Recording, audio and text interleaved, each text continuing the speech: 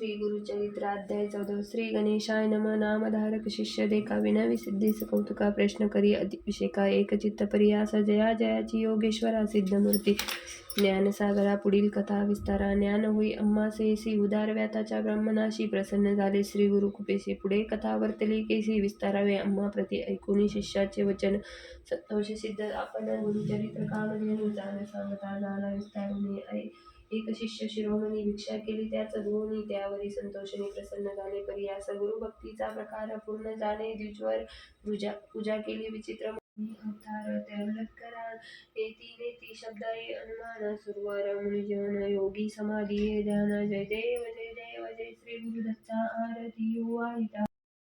नमस्कार मंडळी, मी लीना पुन्हा एकदा आपल्या यूट्यूब चॅनलमध्ये तुमचं सर्वांचं मनापासून खूप खूप स्वागत करत आहे. तर बघा, आता मी सकाळी इथं पूजा वगैरे करून घेतली, अध्याय देखील पठण करून घेतला. त्यानंतर शंभू स्कूलला गेला होता, त्याच्या डब्याला मुगाच्या डाळीचे धिरडे दिले होते, मुगाच्या डाळीच्या पिठाचे. त्यानंतर आमच्यासाठी इथं भाकर आणि मुगाची डाळ घालून इथं दोडक्याची भाजी असते ती बनवली होती. तर मूग डाळ घालून छान लागते. आता इथं स्वयंपाक वगैरे झाला होता, बाजरीचं दळण देखील संपलं होतं. तर इथं मी आता गिरणी लावून घेते, कारण दळण संपले म्हटलं आता अगोदर दळायला वगैरे टाकून द्यावा. त्यानंतर हे तांदूळ आता मम्मीने खूप दिवसाचे आणून दिले, पण ते नीट करायचं राहिलं होतं, कारण त्याच्यामध्ये ते आता रेशनचे तर ते थोडंसं त्यामध्ये जे आहे ना ते अशी माती आणि फुफुटा होता, तर तो देखील साफ करून घ्यावा म्हटले. ते साफ केले, त्यानंतर भरून ठेवले. इकडे दळण देखील झालं होतं, तर म्हटले आता दळण देखील काढून घ्यावा. ते इथे मी आता बाजरीचं पिठाचं जे आहे तो डब्बा काढून घेत होती इथं. त्यानंतर मला कुळीथ देखील निवडायचे होते आणि ते देखील दळायचे होते, पण ते निसायचे बाकी होते. त्यामुळं म्हटलं आता अगोदर बाजरीचं काढून घेऊ, त्यानंतर बघू आता निवडणं झाल्यावर, कारण त्यामध्ये खूप खडे होते. तर संध्याकाळी मला इथं जे पानोळे म्हणता ना याचे ज्वारीचं पीठ असतं त्याचे, तर ते बनवायचे होते. तुमच्याकडे याला काय म्हणतात ते देखील कमेंट करून सांगा. आमच्याकडं त्याला पानोळे म्हणतात. तर त्यामध्ये ज्वारीच्या पिठामध्ये इथं दही टाकून मी सकाळीच इथं ते असं भिजवून घेत होती, कारण दही टाकून म्हणजे दह्याने थोडा आंबटपणा येतो त्यामध्ये. तर फक्त ज्वारीचं पीठ घ्यायचं आणि दही टाकून इथं व्यवस्थित मिक्स करून ते कालवून ठेवायचं, कारण त्याला थोडंसं मुरू द्यावं लागतं. तर इथं मी आता ते पीठ जे आहे, कामं बाकीची सर्व आवरली होती. म्हटलं आता संध्याकाळी आपण खूप दिवसाचं पीठ पण आहे, आता ज्वारी खूप दिवसाची दळली तर ते पीठ होतं. तर भाकर काय आम्ही खाती नाही, तर म्हटलं पानोळे छान लागतात त्याचे, तर ते इथं मला बनवायचे होते. तर मग सकाळीच म्हटले ते आता भिजवून ठेवावं लागेल. तर इथे बघा मी आता ते पीठ वगैरे मस्त असं भिजवून घेतलं. जास्त पातळ पण नाही आणि घट्ट पण नाही भिजवायचं, तर असं भिजवून त्यात झाकण वगैरे ठेवून आता हे आपल्याला दिवसभर भिजत ठेवायचं आहे. त्यानंतर 4 वाजता इथं मस्त अशी भेळ बनवली होती आहोंनी. त्यामध्ये कांदा, आपला जो भत्ता आहे तोच घेऊन त्यात कांदा आणि काकडी वगैरे चिरून टाकली होती. तर त्यानंतर शंभू देखील क्लासला गेला होता आणि आता मला हे कुळीथ दळायचे होते, तर मी इथं ते नीट करायला बसली होती. आता हे आमचे घरचेच आहे, पण त्यामध्ये ना खूपच घाण आहे. तर मला वेळ लागला तेव्हा ते एवढे केव्हांची बसली ते एवढेसे झाले होते. म्हटले थोडेसे साफ करून घेऊ दळायपुरते. त्यानंतर हा देखील क्लासवरून आला होता. आता थोडीशी भुरभुर बाहेर चालू होती, त्यामुळे त्याला इथं घरातच कॅरम खेळायला काढून दिलं होतं.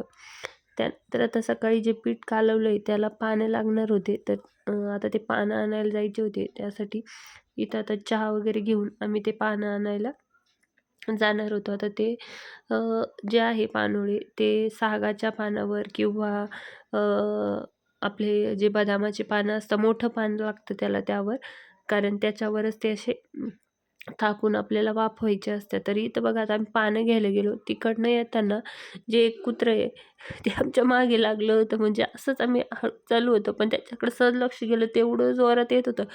तर असं वाटत होतं आता चावतं का काय, त्या ह्याच्याने आम्ही इतकी जोरात गाडी घेतली ना.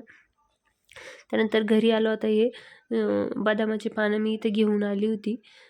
आता मी सकाळी ते पीठ कालवलं होतं, त्याच्यामध्ये मिरची ते टाकायची होती. ते इथे मी लसूण कोथिंबीर, काही लाल मिरच्या असत्या त्या टाकून घेतल्या आणि त्यामध्ये थोडे जिरे देखील टाकायचे आणि हे दळून व्यवस्थित मिक्सरला दळून घ्यायचं आणि आपण जे सकाळी पीठ कालवलं होतं त्या पिठामध्ये टाकून घ्यायचं होतं.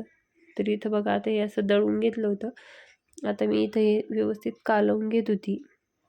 पानं देखील साईडला पाण्यात ठेवलेले होते कारण धुवून घ्यायचे होते ते. तर मग थोडा वेळ पाण्यात टाकले. त्यानंतर आपलं जे इडली पात्राचं भांडं असतं ना त्यामध्ये जाळी असते, तर ती ठेवून मी इथं भांडं देखील गरम पाणी टाकून गरम पाणी व्हायला ठेवलं होतं. म्हणजे वाफेवरही आपल्याला करायची असते. तुम्हाला पाहिजे तर तुम्ही याला कुकरमध्ये देखील करू शकता किंवा आपण घरी बघा चुलीवर वगैरे करतो तर असे बाजरीचे किंवा असे ताटं जे असतात ते ताटं खाली टाकतो आणि त्यानंतर यावर करतो. त्याच्यावर तर खूप भारी लागतं. पण आता इथं कुठं आपल्याकडे एवढे ताटं वगैरे नाही. तर मग इथे मी असं जे इडलीचं पात्र होतं त्यामध्ये ठेवून हे पानं व्यवस्थित धुवून पुसून घेतले. त्यानंतर त्याला खाली तेल लावायचं आणि हे बघा असे तेल लावून आता ते जे आपण पीठ कालवलं आहे ते पीठ आपल्याला यावर मस्त छोटे छोटे गोळे घेऊन असे बघा असं थापून घ्यायचं आहे असं. तर इथे मी असं व्यवस्थित पाणी लावायचं थोडंसं हाताला आणि असं जाड बारीक मस्त थापून घ्यायचं आहे. तर इथे बघा आता पानावर मी असं आता एक पान मी इथे लावून घेतलंय, त्यावर उलट परत दुसरं देखील पान आपल्याला ठेवायचं असंच पान पकडायचं आणि आपल्याला इथं असे आपण 2 जाळीवर लावून ठेवायचे. एकावर एक व्यवस्थित ठेवून वरतून झाकण ठेवून हे 5-10 मिनटं वाफवून घ्यायचं. तर 10 मिनिटं वाफवल्यानंतर बघा चेक करून बघायचं. आता इथं आपले पानोळे जे आहे ते झाले. हे बघा असे खूप छान लागतात असे देखील खायला. तर आता इथे मी खायला काढून घेते. शंभूला भूक लागली त्याला अगोदर देते इथं.